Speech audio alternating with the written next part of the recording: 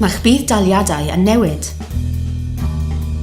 Mae Sian a Gareth yn byw mewn tŷ tair llofft. Mae ganddynt 2 o blant, Bethan sy'n 4 oed a Siôn sy'n 8 mis oed. Maent yn derbyn bydd dal tai ar hyn o bryd. Mae newidiadau i fydd dal tai o Ebrill 2013 yn gweld os ydych yn rhentu tŷ mwy nag ydych ei angen, y caiff y swm o fydd dal tai a gewch ei ostwng. A fydd y newidiadau yn effeithio ar Sian a Gareth? Bydd. Dan y rheolau newydd, bydd ganddynt 1 loft sbar, oherwydd y disgwylir i Bethan a Siôn rhannu llofft nes bydd Beth yn 10 oed. O fis Ebrill nesaf, ceiff ei bydd dal tai ei ostwng gan £4.10 ar wythnos, sy'n golygu y bydd yn rhaid iddyn ganfod arian ychwanegol bob wythnos i dalu ei rent.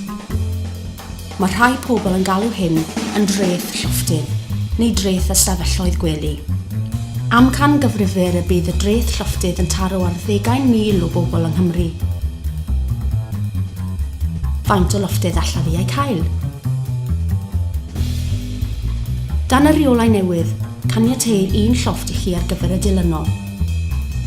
Pob cwpl mewn oed.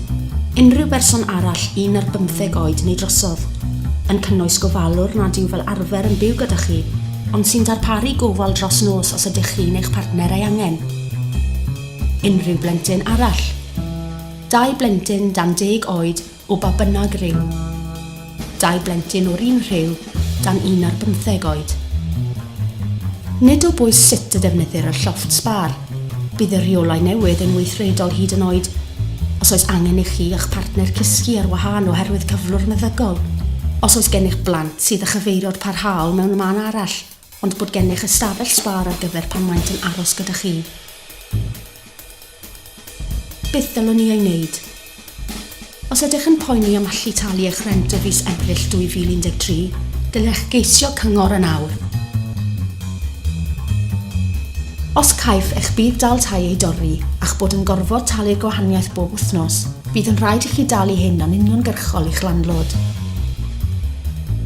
Mae nifer o ffyrdd o wneud hyn.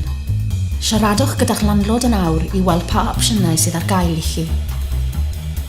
Gallech golli eich cartref os nad ydych yn talu eich rent. Gallwch hefyd siarad gyda'ch landlord am symud i gartref iau. Ystyried cymryd lletiwr. Cael cyngor ar drefnu cyllideb ac arbed arian ar filiau cartref. Cysylltu a'ch cyngor i ofyn am help ariannol ychwanegol.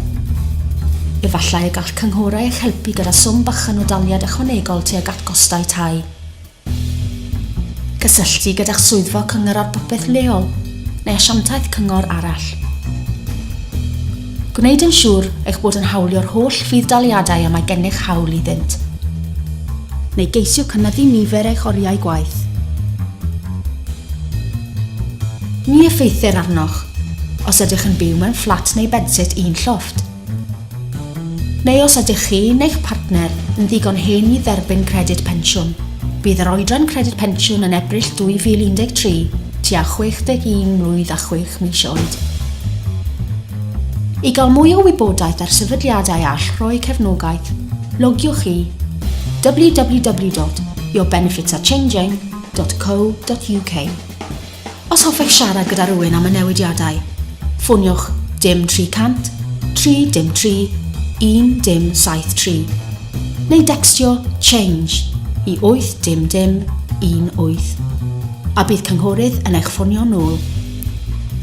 Cawswch y neges yma gan Cartrefi Cymunedol Cymru.